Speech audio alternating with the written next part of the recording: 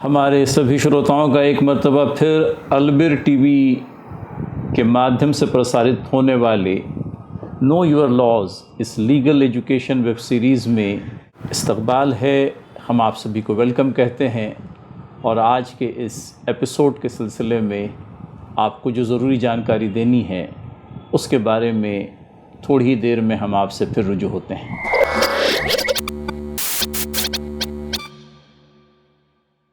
प्रिय श्रोताओं, आपको याद होगा हमने अपने पिछले एपिसोड में ये बात रिकॉर्ड कराई थी कि विल के उपलक्ष्य में प्रोबेट के बारे में कुछ आवश्यक जानकारी देना यूँ कह लीजिए कि हम पर फ़र्ज़ हो गया है। जब हमने विल के टॉपिक को छेड़ ही दिया है तो प्रोबेट की बात किए बग़ैर विल की बात अधूरी रह जाएगी। इसलिए हमारे श्रोताओं की जानकारी के लिए प्रोबेट के बारे में भी कुछ ज़रूरी जानकारी देते चलें। प्रोबेट क्या है, पहले इसको समझ लेते हैं। प्रोबेट के बारे में जो डेफिनेशन हम लोगों को मिलती है इंडियन सक्सेशन एक्ट में, इसकी जो परिभाषा है, इसकी जो व्याख्या है, इसके बारे में ये बताया गया है कि probate is in fact a copy of will along with a grant और permission given by the court to administer the estate of the testator.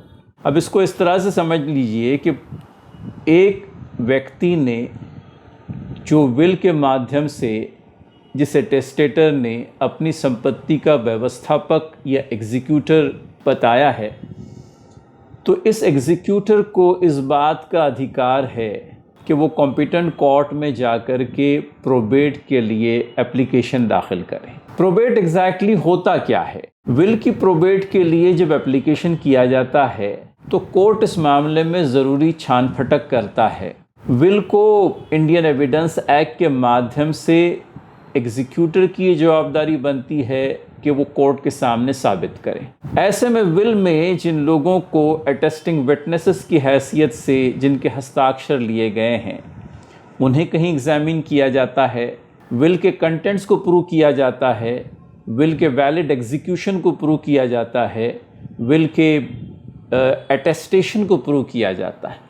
कहने का मंशा ये कि इंडियन एविडेंस एक्ट और इंडियन सक्सेशन एक्ट, इन दोनों कायदों के अंदर में विल के उपलक्ष्य में जो भी सावधानियां बरतनी चाहिए वो बरती गई थी या नहीं। टेस्टेटर ने ये will testamentary state of disposition में बनाया था या नहीं, उसके ऊपर कोई दबाव तो नहीं था। फिर इसी तरह से विल बनाते समय दोनों साक्षीदार, इंडियन सक्सेशन एक्ट के जिन रिक्वायरमेंट्स का हमने पिछली मरतबा आपसे ज़िक्र किया था, उसके मुताबिक ये दोनों साक्षीदारों ने अटेस्टेशन किया है कि नहीं किया है। तो कोर्ट जब अपने आप को इन सारी बातों से सेटिस्फाई कर लेता है तब जाकर के प्रोबेट जारी होता है।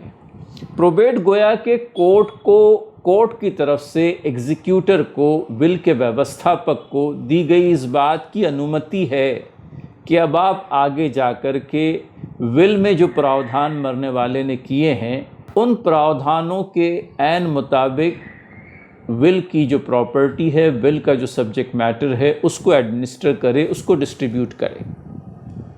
तो प्रोबेट और कुछ नहीं है, प्रोबेट में जुड़ी होती है कॉपी ऑफ विल की एक कॉपी कह लीजिए, विल की एक नकल जुड़ी हुई होती है और उसके साथ में कोर्ट की तरफ से जिस आदमी को प्रोबेट दी गई, ऑफ कोर्स वो एग्जीक्यूटर है, व्यवस्थापक है विल का, उसको इस बात की अनुमति दी जाती है कि अभी आप कोर्ट के अधिकार से टेस्टेटर की प्रॉपर्टी को टेस्टेटर ने अपने विल के माध्यम से जिन जिन लोगों को दिया है उन सब के दरमियान में डिस्ट्रीब्यूट कर दें। तो ये होता है प्रोबेट।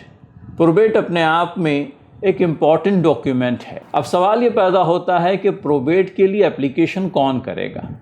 तो इसमें लॉ बिल्कुल ही क्लियर है कि प्रोबेट के लिए एप्लीकेशन एग्जीक्यूटर ने करना है और एग्जीक्यूटर के एप्लीकेशन पर कोर्ट प्रोबेट जारी करेगा। लेकिन इसमें एक एक्सेप्शन जो है उसके बारे में इस एपिसोड के आखिर में आपको जानकारी दूंगा। कभी ऐसे भी हो सकता है कि विल में किसी को एग्जीक्यूटर न बनाया गया हो, मरने वाले ने अपनी प्रॉपर्टी के व्यवस्थापन को लेकर के कोई भी व्यवस्थापक अपने विल के अंदर में नहीं बनाया है। ऐसी पोजीशन में क्या होगा? कभी इस तरह से भी हो सकता है कि जिस आदमी को एग्जीक्यूटर बनाया गया था, जिस आदमी को विल के माध्यम से दी गई प्रॉपर्टी का व्यवस्थापन करने का अधिकार दिया गया था, उसने एग्जीक्यूटरशिप को कबूल नहीं किया। He refuse to be executor.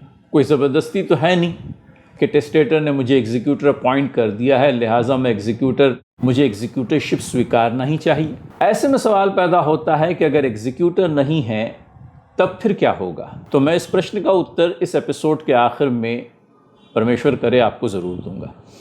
अब इस बात में ये जान लीजिए कि विल देने के बाद में विल का उपलक्ष्य में दी गई प्रोबेट का इफ़ेक्ट क्या होता है, इसका जवाब भी हमें कायदे के अंदर में पर्याप्त रूप से मिल जाता है। दो बातें हैं, एक तो ये है कि विल की जेन्युइननेस, विल की सच्चाई, विल की सत्यता एक मर्तबा प्रोबेट दे दी गई तो प्रोबेट के माध्यम से साबित होगी। अब जेन्युइननेस ऑफ द विल को, विल की सत्यता को किसी कोर्ट के अंदर में चैलेंज नहीं किया जा सकता। फिर इसी तरह से एक बात और ये भी समझ लीजिए कि एक मर्तबा प्रोबेट जारी कर दी गई तो प्रोबेट जारी करने में तो कोर्ट को समय लगेगा, लेकिन प्रोबेट जारी करने के बाद में होगा ये establishes the will from the date of death of the testator। मतलब कहने का ये कि प्रोबेट दिया गया है कुछ समय बाद में, क्योंकि विल को साबित करना, प्रोबेट जारी करना, इसमें कोर्ट को वक्त लगना है। लेकिन एक मर्तबा प्रोबेट जारी हो गया, it will take effect from the date of death of the testator. तो इससे होता यह है कि जो इंटरमीडिएट काम एग्जीक्यूटर ने किए हैं from the date of death of the testator till issuance of the probate, ये सब वैलिडेट हो जाते हैं एक मर्तबा प्रोबेट एग्जीक्यूटर को प्राप्त हो गया तब। फिर इसी तरह से ये भी जान लीजिए, प्रोबेट के दिए जाने के बाद में कुछ और बातें जो लीगल कॉन्सिक्वेंसेस के हिसाब से इफ़ेक्ट लेती हैं वो क्या हैं। इसमें यह बात बताई गई है कि probate is conclusive evidence of testamentary capacity of the testate. एक मर्तबा प्रोबेट जारी कर दी गई तो इसका मतलब ये होता है कि कोर्ट ने प्रोबेट जारी करने से पहले टेस्टेटर को विल बनाने की क्षमता थी या नहीं थी। टेस्टामेंट्री कैपेसिटी, जिसके बारे में मैंने पिछले एपिसोड के अंदर में विस्तृत रूप से जानकारी दी है, वो टेस्टामेंट्री कैपेसिटी टेस्टेटर में थी या नहीं थी, वो विल बनाने के लिए सक्षम था या नहीं था। इस बारे में एक मर्तबा जब विल की प्रोबेट जारी हो गई तो गोया ये बात अपने आप में साबित हो गई कि टेस्टेटर के पास में विल बनाते समय टेस्टामेंट्री कैपेसिटी थी। फिर इसी तरह से विल का जो एग्जीक्यूशन है, ये due execution of will, probate इस बात का भी प्रूफ है कि विल को टेस्टेटर ने ड्यूली एग्जीक्यूट किया था। फिर इसी तरह से अपॉइंटमेंट ऑफ एग्जीक्यूटर, इस बारे में भी प्रोबेट जारी करने के बाद में कोई संदिग्धता बाकी नहीं रह जाती। फिर इसी तरह से ये भी समझ लीजिए कि प्रोबेट जारी करने के नतीजे में एग्जीक्यूटर को इस बात का हक प्राप्त होता है कि वो मरने वाले के रिप्रेजेंटेटिव की हैसियत से काम करे। विल बनाने वाला तो अभी दुनिया में नहीं रहा, लेकिन एक मर्तबा एग्जीक्यूटर को कोर्ट ने प्रोबेट दे दी तो मरने वाले के रिप्रेजेंटेटिव की हैसियत से एग्जीक्यूटर काम करता रहेगा। उसकी जवाबदारी होगी कि मरने वाले ने विल के अंदर में जो जो प्रावधान किए हैं ठीक उनके मुताबिक उन लोगों तक के संपत्ति, उन लोगों को संपत्ति पहुंचाए उसकी जिनके नाम विल के अंदर में दर्ज किए गए हैं, जिनको अपनी संपत्ति का हकदार टेस्टेटर ने ठहराया है। फिर एक सवाल ये पैदा होता है कि कौन से कोर्ट हैं जिनको इस बात का अधिकार दिया गया है कि वो प्रोबेट जारी करें। अब इसमें अगर आप डिस्ट्रिक्ट में हैं, मुफस्सिल एरिया में हैं, बम्बई के मेट्रोपॉलिटन एरिया के अंदर में नहीं हैं, तब तो फिर डिस्ट्रिक्ट कोर्ट के अंदर में, या जैसा कि प्रावधान किया गया है the court of original civil jurisdiction के पास में आप एप्लीकेशन कर सकेंगे। हमारे यहाँ डिस्ट्रिक्ट कोर्ट्स में जनरली सिविल जज सीनियर डिवीजन्स को इस बात के लिए एम्पावर किया गया है कि वो प्रोबेट जारी करें विल की प्रोबेट का एप्लीकेशन कोर्ट के सामने आने पर। हाई कोर्ट भी ओरिजिनल जुरिस्डिक्शन रखता है। बॉम्बे मेट्रोपॉलिटन एरिया के अंदर में रहने वाले लोग हाई कोर्ट के ओरिजिनल सिविल जुरिस्डिक्शन के अंदर में प्रोबेट हासिल करने की याचिका लगा सकते हैं। To put it very simply, और इस बात को बहुत ही हल्के फुल्के अंदाज में रखना हुआ तो ये दोनों ही कोर्टों को इस बात का अधिकार है। हाई कोर्ट अपने ओरिजिनल जुरिस्डिक्शन में प्रोबेट जारी कर सकता है, और डिस्ट्रिक्ट के अंदर में जो court of original civil jurisdiction है उसको भी इस बात का अधिकार है कि वो प्रोबेट जारी करे। अब प्रोबेट जारी करने के बाद में क्या कॉन्सिक्वेंसेस होंगे, इसके बारे में तो हमने आपको जानकारी दी। अब ये भी जान लीजिए कि क्या हर एक विल का प्रोबेट हासिल करना आवश्यक है, कायदा इस बारे में क्या कहता है। ये भी समझ लीजिए कि हर एक विल की प्रोबेट आवश्यक नहीं है। फिर सवाल ये पैदा होता है कि कौन सी विल्स हैं जिनके लिए प्रोबेट हासिल करना आवश्यक है। इसमें हमें जानकारी मिलती है section 57 of Indian succession act में। न सिर्फ ये सेक्शन बल्कि बम्बई हाई कोर्ट के बहुत सारे फैसले, बहुत सारी रूलिंग्स आपको इस मुद्दे पर मिल जाएगी, जिसमें यह बतलाया गया है कि विल की प्रोबेट हासिल करना कब आवश्यक होगा, कब आवश्यक नहीं होगा। हल्के फुल्के अंदाज में ये जान लीजिए कि अगर विल बम्बई के मेट्रोपॉलिटन एरिया में, इसी तरह से मद्रास में और इसी तरह से कलकत्ता में बनाई गई है, तब तो ऐसी विल के लिए प्रोबेट को हासिल करना आवश्यक है। फिर इस प्रकार से ये भी समझ लीजिए कि इन 3 मेट्रोपॉलिटन सिटीज़ के बाहर अगर कोई विल बनाई गई है, लेकिन ये विल उन प्रॉपर्टीज़ के बारे में है जो इन 3 मेट्रोपॉलिटन सिटीज़ के अंदर में सिचुएटेड है, तब भी ऐसी विल के लिए प्रोबेट लेना आवश्यक होगा। So to put it briefly, if the will is made in the cities of Bombay, Madras और Calcutta, or if the property is situated in these 3 cities, although will is made outside these 3 cities, probate would be necessary। अब इसको थोड़ा सा इस हिसाब से भी समझ लीजिए कि अगर एक आदमी समझ लीजिए पूना में है और पूना में उसने एक विल बनाया है अपनी उस प्रॉपर्टी के बारे में जो पूना सिटी में है, ऐसे विल के लिए प्रोबेट आवश्यक नहीं होगा।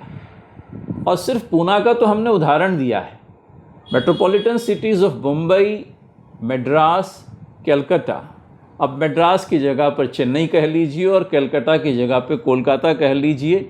मुंबई बम्बई का जो पुराना नाम था उसका अब नया नाम है। तो ये तीनों मेट्रोपॉलिटन सिटीज़ में अगर विल बनाई गई है या मरने वाले की संपत्ति इन तीनों सिटीज़ में है और उसके सिलसिले में उसने इन तीनों मेट्रोपॉलिटन सिटीज़ के बाहर भी अगर विल बनाया है, तब उसके लिए प्रोबेट लेना ज़रूरी होगा।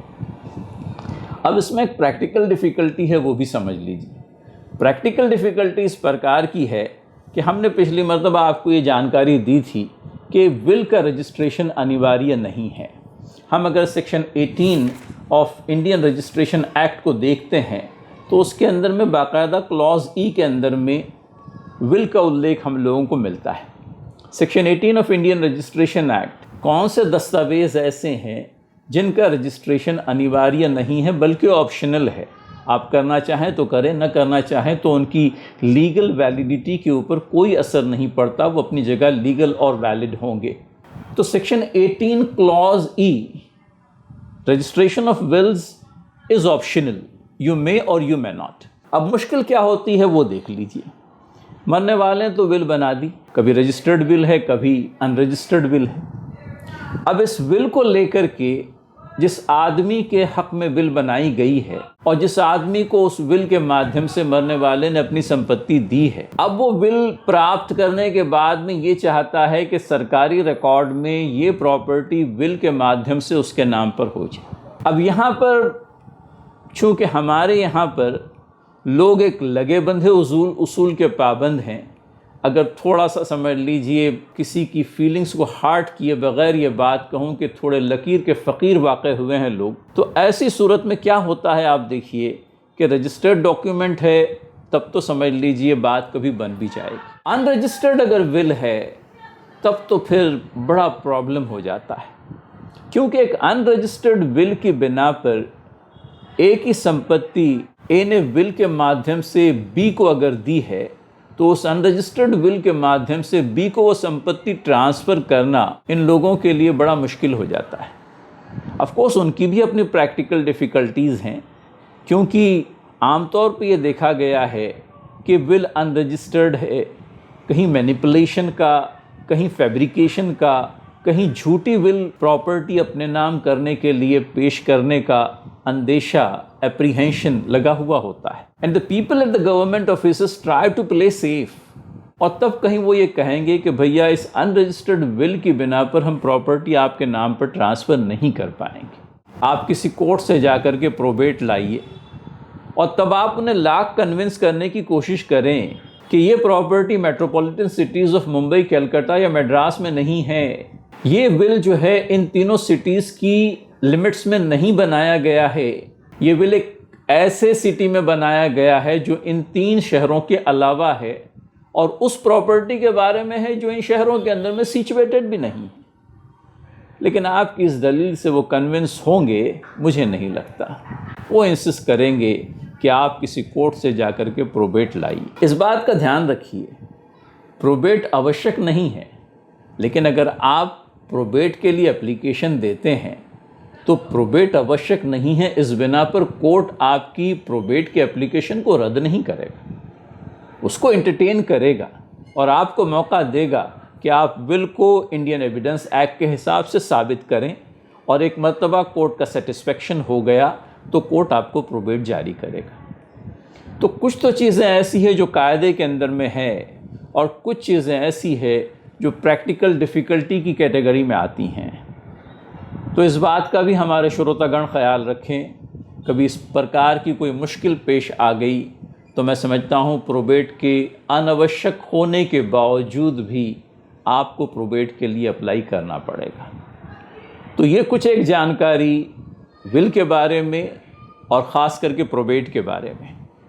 मैं उम्मीद करता हूँ कि कुछ बातें अगर आपकी समझ में नहीं आई होगी तो आप अपने प्रश्नों के माध्यम से हमें ज़रूर पूछेंगे। हमारी कोशिश ये होती है कि कायदे की बारीकियों में आपको न ले जाएं, क्योंकि जहाँ बारीकियों में आप चले जाएंगे तो बाहर निकलना मुश्किल हो जाएगा। इसके लिए हम कोशिश करते हैं कि एक peripheral view of the law लें, ताकि हमारे बिगिनर्स को, हमारे श्रोताओं को जो पहली मर्तबा प्रोबेट, विल, रजिस्ट्रेशन ये सारे शब्द सुन रहे हैं, उनको कायदे के प्रावधानों को समझने में आसानी हो। बाकी रहे आपके सवालात, तो उनके जवाबात देने के लिए हम हाजिर हैं। आप अपने सवालात कमेंट बॉक्स के माध्यम से हमें पूछ सकते हैं। एक मर्तबा फिर इस प्रसारण से जुड़ने के लिए हम आपका धन्यवाद करना चाहेंगे और अगले प्रसारण में जुड़ने की आपसे अपील करेंगे। धन्यवाद।